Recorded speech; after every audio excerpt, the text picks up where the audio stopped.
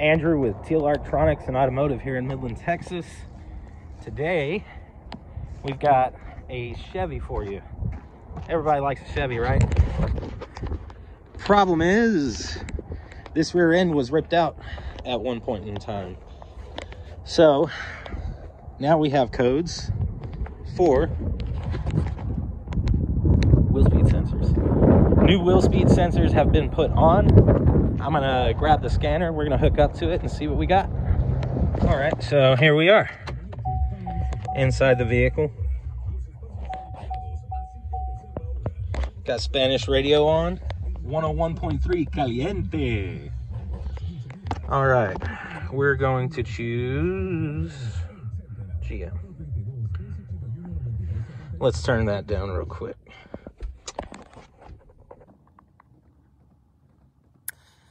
Might have to speed this part up so that you don't have to wait like I do.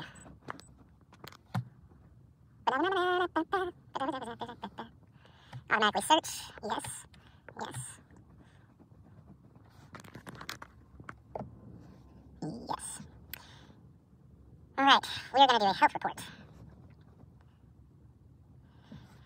That takes a good while also. So he told me about this problem. He said he bought this truck from a guy. The rear end got hit at some point. It cracked the differential, started leaking oil. He said the previous owner tried to weld it, tried to fix it, to no avail. So they just put another differential in. Well, you know, ever since it got hit, they've had problems with the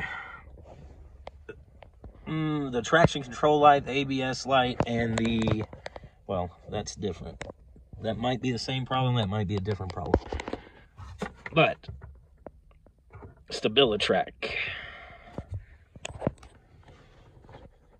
And when I scanned it, the day he came by initially, I found some wheel speed sensor codes. So, real quick, in the yard, out in that caliche yard right there, I got on the ground, got all nice and dusty, and just put my head under there and took a peek. Man, I can't tell you how awesome it is to just take a peek at something. You know, there's plenty of stuff that I deal with on a daily basis where I have to do pinpoint tests. I have to check this, check that, voltage drop, resistance readings. There's plenty of stuff that I have to do like that. But to be honest, I really think that most of what I do, you know, it's visible problems. Usually it's obvious. Something's burnt, something's broken. I mean, yeah, there's wires that are broken inside of their insulation that are hard to find sometimes. Not necessarily. They can just be a little more difficult. But for the most part, especially with the welder, especially with the higher current electrical systems, you can find the problem visibly a lot of the times. You just have to know where to look, what you're looking for, what looks good and what doesn't. You know, I would say that the majority of my job, my day-to-day, is about 80% observation and 20% knowing what the hell I'm doing. So we have wires that are frayed at the back that the wheel speed sensors actually plug into. So this truck has been to 2 different shops since the original owner swapped in a new differential. Both shops couldn't figure out the problem. One shop replaced the wheel speed sensors. The other shop had the vehicle for a couple months and eventually called the guy back and said they couldn't figure it out. While, you know, to be honest, I have to let you know, I appreciate their honesty. A lot of people will load up a parts cannon real quick and fire it off at you. You know, I do have to applaud these guys, whoever they are. I don't know who the last shop was, but apparently they told him they couldn't figure it out. It's much better, in my opinion, to be honest with somebody than to try to sell them a bunch of stuff they don't need. Reputation, right? Word of mouth. You know, you do a good job, you fix the car right the first time, people will come back. Hopefully not soon, you know. That's not what anybody wants, but, you know, hopefully forever. Hopefully they've found their forever home, their forever mechanic. So let's look at these codes real quick. And go chassis control module, electronic brake control module. Let's look at that one right there. We're just going to go to read faults. Or not. There we go. And here we go. Right wheel right rear wheel speed sensor circuit, low signal amplitude and signal erratic. We've got C0050 with a symptom byte of 18 and a C0050 with a symptom byte of 0F. So, could we look up those codes, find our diagnostic flow chart, find our diagrams, our connector views, and go from there? You know, check the circuits. Yes, most definitely. In my opinion, and in my experience in the past 15 years of specializing in electrical systems on vehicles, I would say, man, you would be saving yourself some time. Flat rate 101, right? By going directly to the component. Let's go directly to the component and check the component out. Substitute the component if possible. You know, easy 12-volt systems like window motors or lighting circuits, any lighting circuit. You just have a 12-volt power and a ground. If you go directly to a window motor, and say the window's not opening, right? And you substitute a load, put a headlight bulb in place of it, disconnect the motor, put a headlight bulb, and then use the switch to try to roll the window up or roll it down. If that headlight bulb lights up bright, you know that electrically the entire circuit is fine. The motor is not working. Bam, you've diagnosed it. There's nothing else to check. I would check terminals. Always check your terminals. If you disconnect a connector, check the terminals. But with easy circuits, just substitute a load. If your light bulb doesn't light up in this particular scenario I got going for you, well then it's time to pull out the test light and see what you have versus what you don't. Check the ground side while you're actuating the switch. If you got good ground, check the power side. If you don't, well, now you know where to go. Cut the system in half. That's one of my biggest philosophies. Let's cut the system in half and also know how the system works. That's another one of my big philosophies. But we are going to get that garage door open and pull this truck inside, and then I will show you what we see at the rear diff. All right, so here is our differential. Pardon the squeaks on my creeper here. She's a little old. So here's our new wheel speed sensors. There's a new one right there, but how on earth do you not notice the wires just being horribly chewed up when installing that? I don't know, man. I don't know, but this one ain't too much better. Yeah, that one ain't too much better at all. So, we're going to fix these. We're gonna solder them. And then we will clear our codes and go for a test drive. Actually, just to circumvent having to bring this back in, I might go from the module to here, check continuity, maybe even load test the wires after I solder them, see if there's another break somewhere inside these two little harnesses. Which actually, the one we're having problems with is this one. So if there's a problem, it's gonna be on this one. Technically, that one's not throwing a code, so shouldn't have a problem there, but we're gonna go ahead and fix both of those also. That's left side, that's right side, passenger side. Always from inside the vehicle. All right. Oh, don't forget that.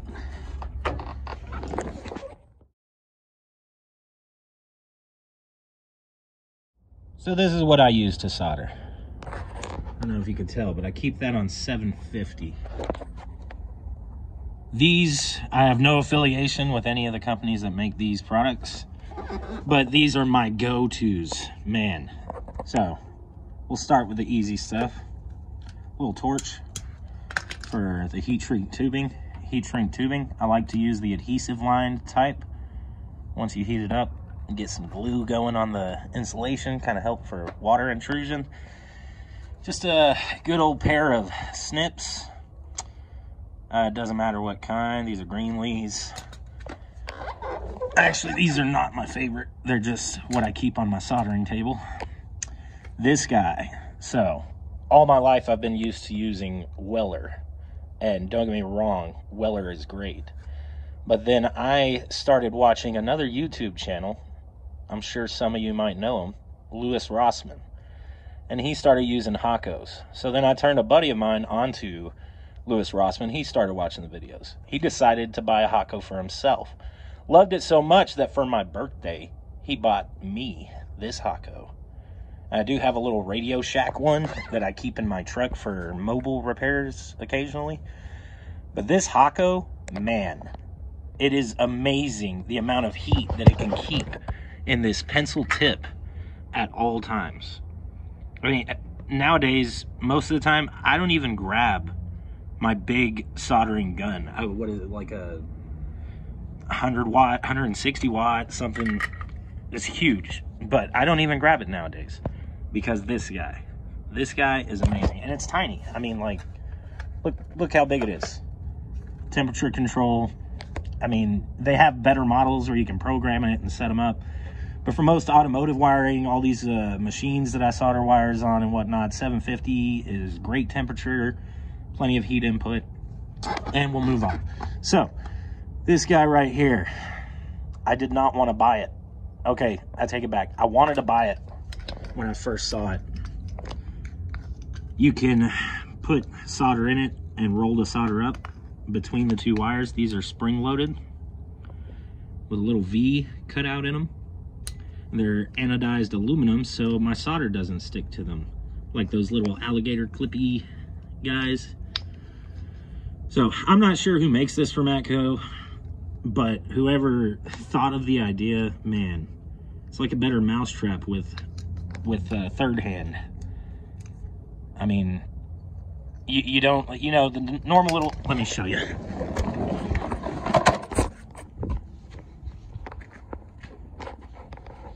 So,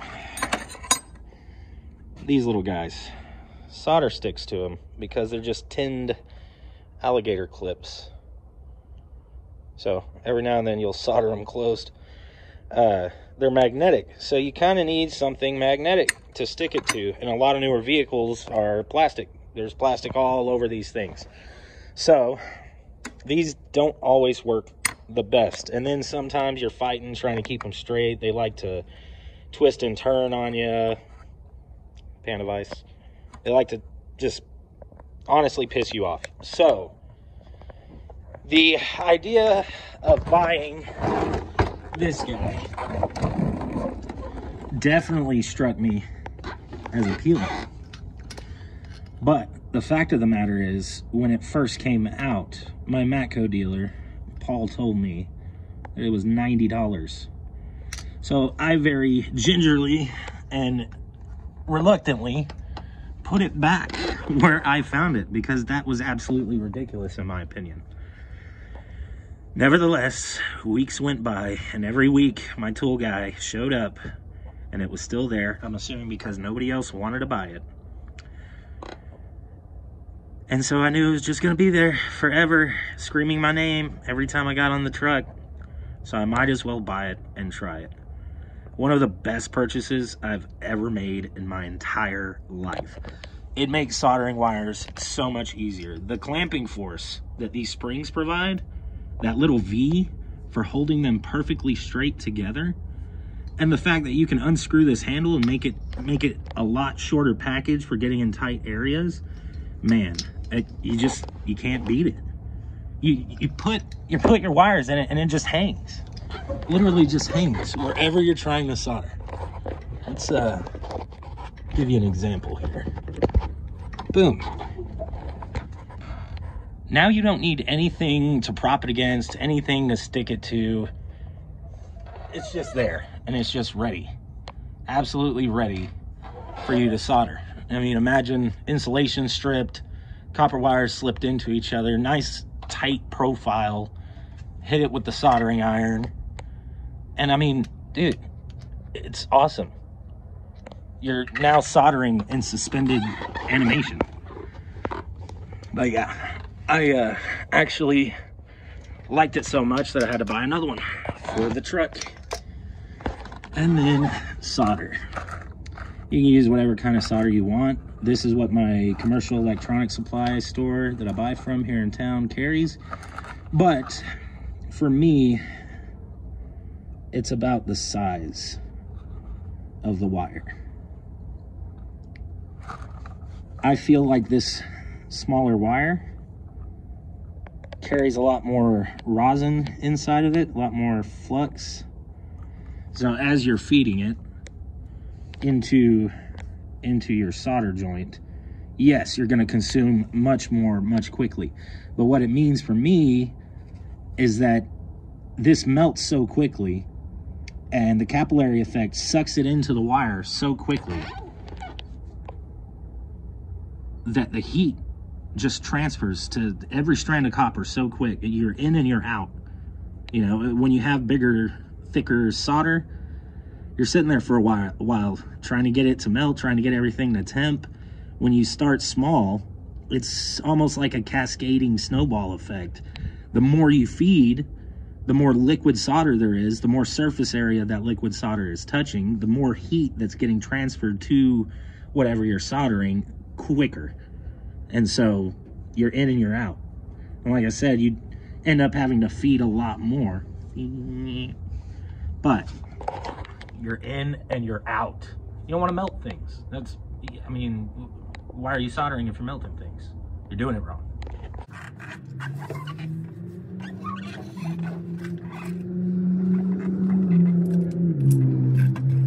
gonna get better at this YouTube thing, guys. I promise.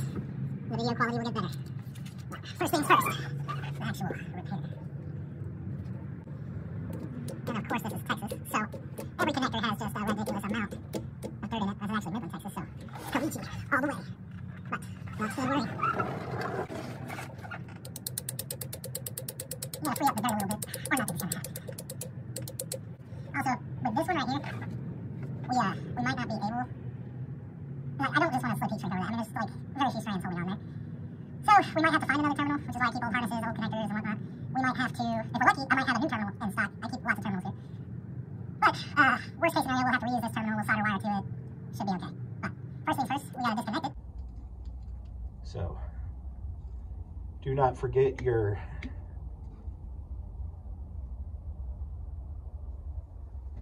CPRA, connector position. No, CPAR, connector position assurance retainer.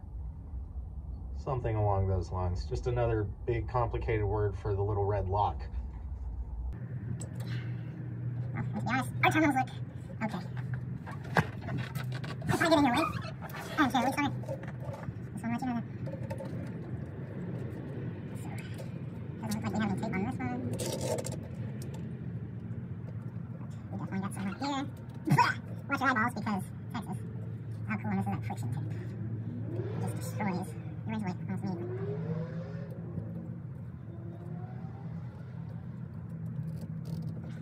There is another little lock in here for the terminals themselves. If you're unsure, look up your service info. If it doesn't say in the service info, use your common sense. If you don't have any common sense, get out from under the vehicle. We're gonna pull one wire out, check the terminal fit, yada yada.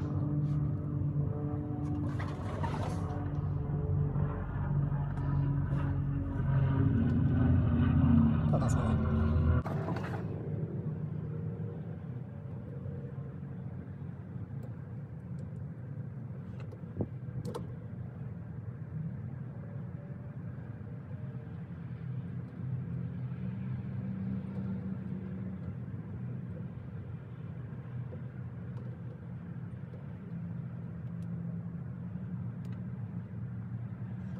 So these terminals are ridiculously spread out. I'm willing to bet it's not even the fact that there's like 2 strands right there. Now, the amount of current and voltage that's flowing through that wheel speed sensor back to the module probably isn't even enough for it. This is probably negligible compared to the fact that there's no connection at the terminal. So we're going to try to rectify that real quick.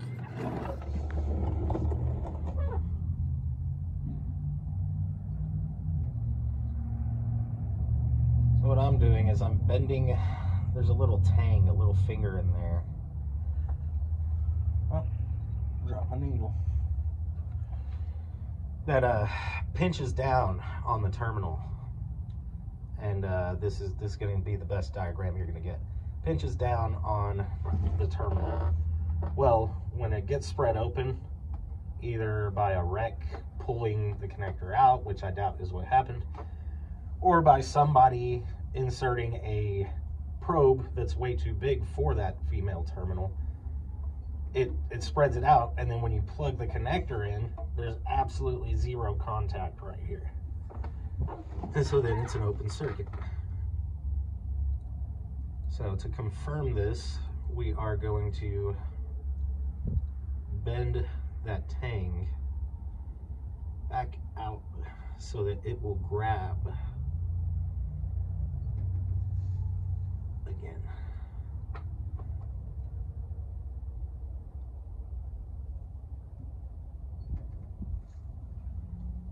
That doesn't look too bad. I am still going to fix these wires, but we're definitely going to check it out first.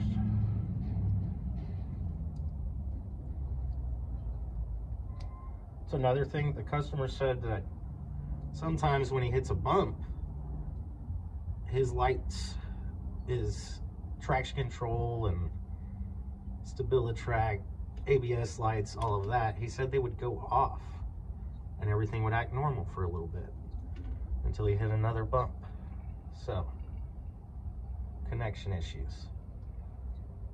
That's number one in problems that I find.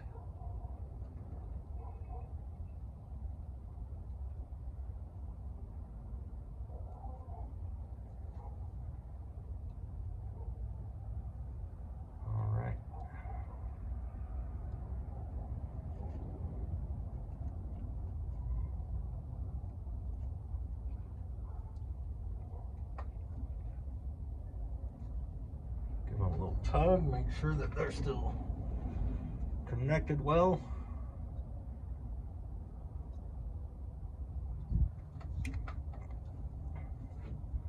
Put everything back the way she goes.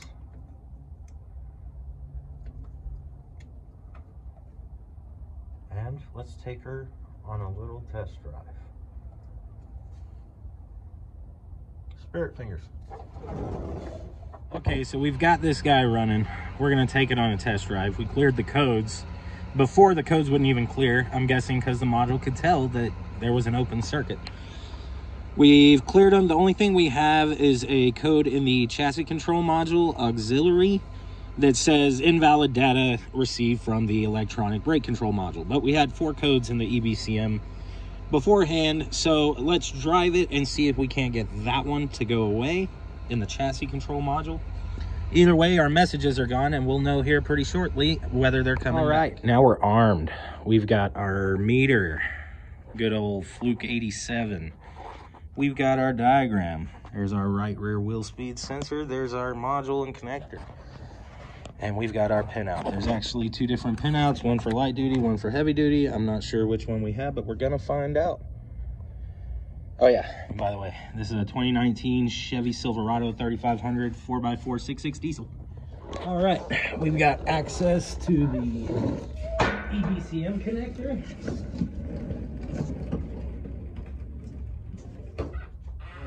Grab our meter. And we're gonna very carefully probe for continuity.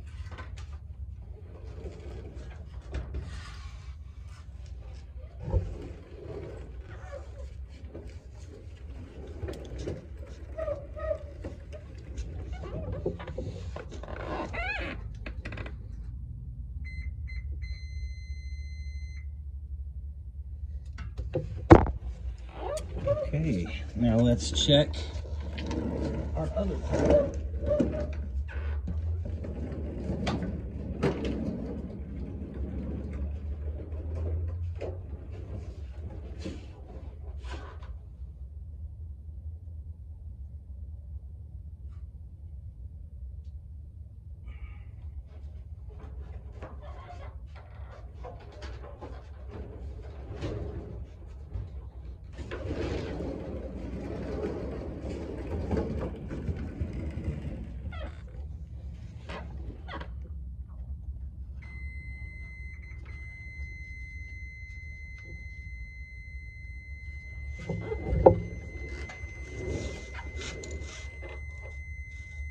Well, we are showing to have continuity. Both of these little guys.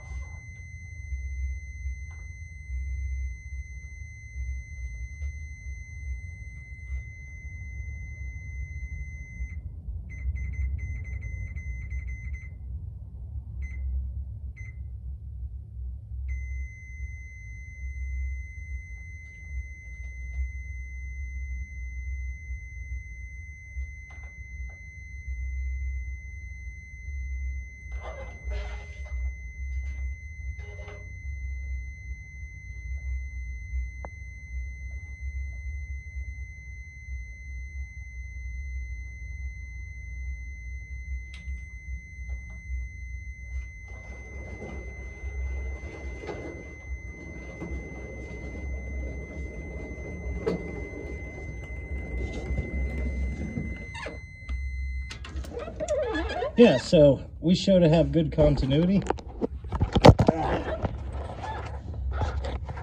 Yeah, so we show to have good continuity. I'm going to load test these wires. I'll be right back.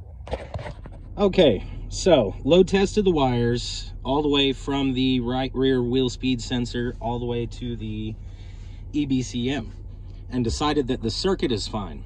Both sensors are brand new sensors.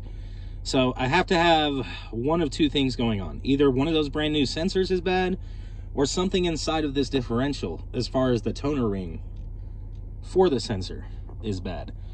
So to kind of prove something to myself, all I did was swap connectors. I took the right rear connector, or right rear sensor, plugged it into the left rear connector.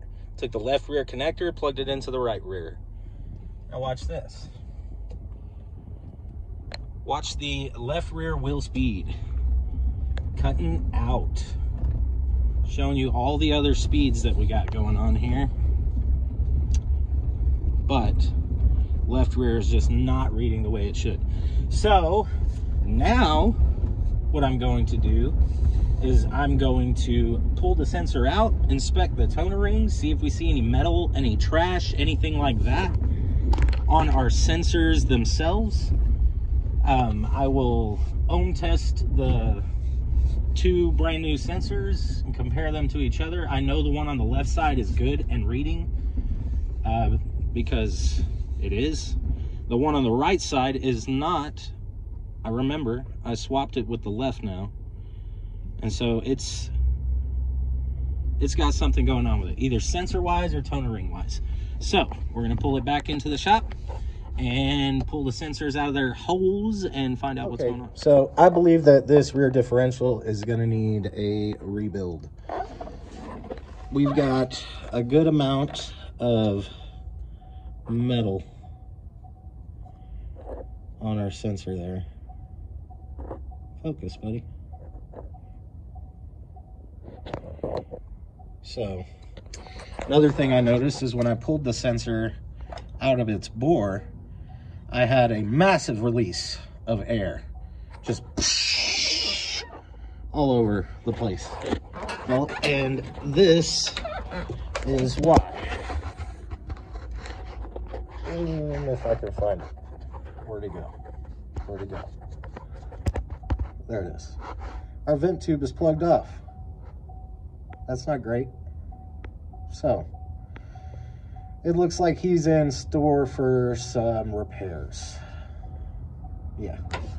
But I am going to go ahead and pull that other sensor out and see if it looks as bad. I am going to go ahead and clean these off. I'll probably put a bore scope down inside of that hole and see what we can see inside of there. I really don't think the sensor is bad. Sometimes it reads, sometimes it doesn't. I think it's just not reading a lot because the magnetism and all the metal. So, there you go. The problem was most definitely inside the differential. Due to the fact that this was the third one he had installed, he really didn't want to believe us. He ended up getting another one installed, and that fixed his problem. So he has been a customer since. So here is the left side. And as you can see, we've got a good little amount of metal on there also. So, I'm not certain if the vent being plugged caused the problem on this one, but it definitely didn't help. And we're back after cleaning off the sensors, swapping them back to the correct side. We're going to see if everything reads the way it's supposed to read. So if you watch, you can see that the right rear wheel speed sensor isn't showing correctly. And my daughter likes to chime in on the voiceovers. Another differential fixed this one. The Chevy house put in the last one, which was reman, and so they put in another one under warranty, and that fixed his problem. There's Aerated. If it'll focus, there we go. As always, if you're watching this, I really appreciate it. Like, comment, subscribe, really helps. I hope you all have a great day. And don't fire off the parts cannon. It's not worth it. Diagnose it.